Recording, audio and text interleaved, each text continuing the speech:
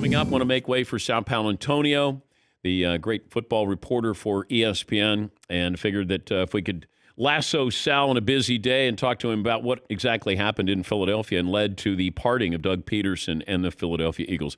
Sal, thanks for joining us on short notice. So, was Doug Peterson fired? Yes, he was fired. And I think the chronology of it, Dan, is pretty simple. You got to go back to last year. He announced that Mike Groh, his then offensive coordinator, would be staying on. And then within a day later, he had to reverse direction and Mike Groh was fired, along with some other assistant. So I think it started there. And then it built up to the point where he said in his post-season press conference with Howie Roseman that he wanted to have more control over picking coaches and perhaps players. And that was a signal. And maybe it was a signal that we didn't really catch on to enough. But it was pretty clear. And then there were some offensive assistants let go. He had this group of offensive coaches helping him. Morningwig, Scangarella, gone. And he wanted to make Press Taylor his offensive coordinator, elevate him from quarterback's coach. And the organization didn't agree with that direction. And so they parted ways. How attractive is this Eagles job?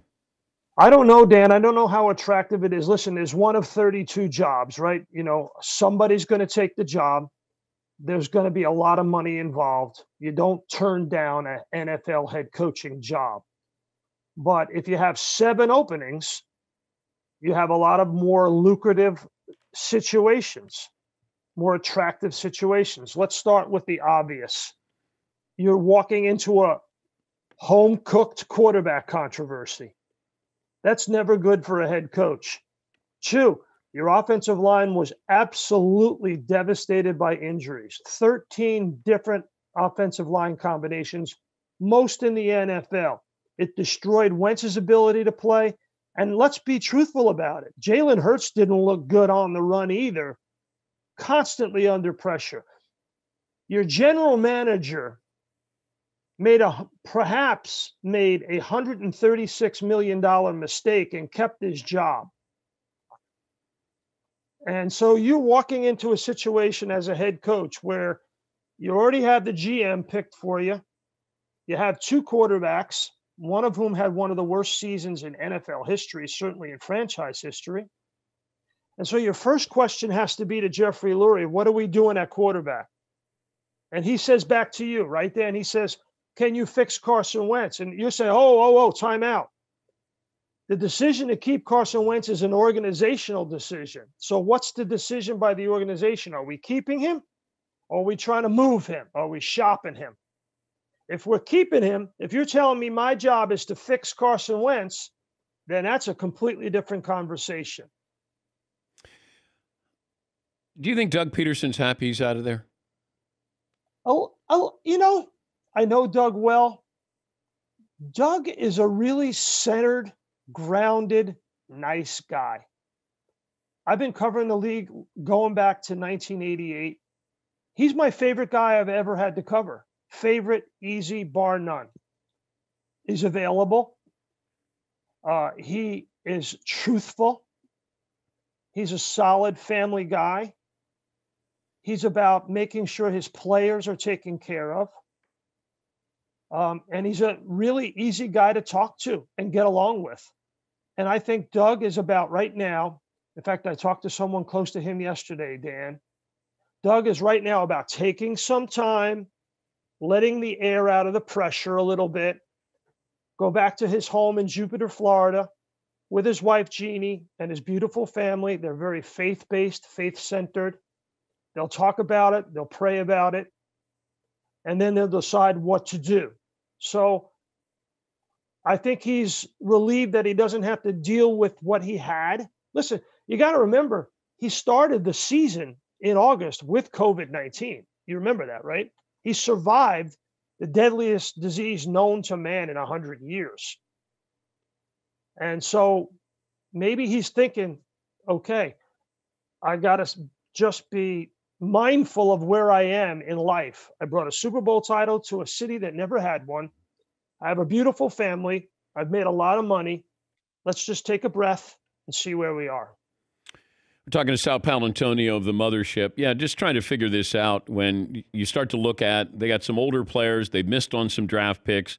The quarterbacking situation there. There's other openings that feel like they're far more advantageous for somebody if they're going to take their first NFL job, that they would go into that. The expectation level is still high in Philadelphia. It's, a little bit. Yeah. Just a, yeah.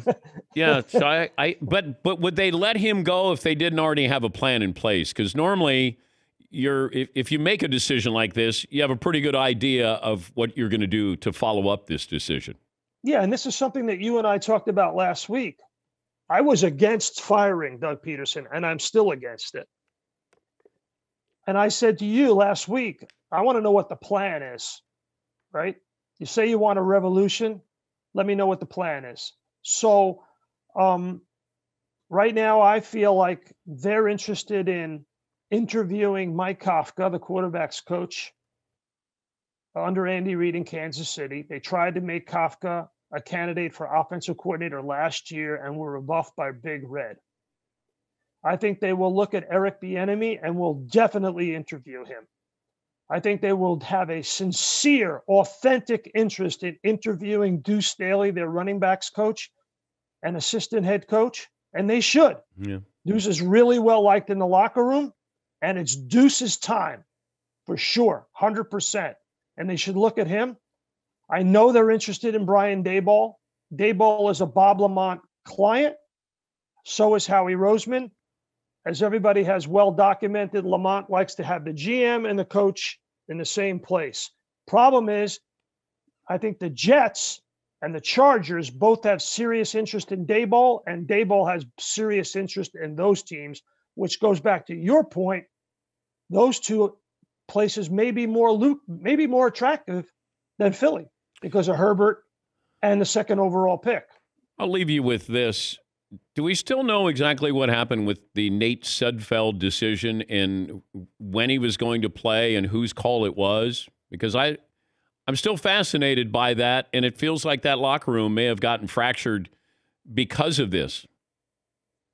Dan, to quote Bill Belichick, I'm on to Cincinnati. Great to talk to you, Sal. Thanks for joining us. Sal Paolantonio, the Mothership.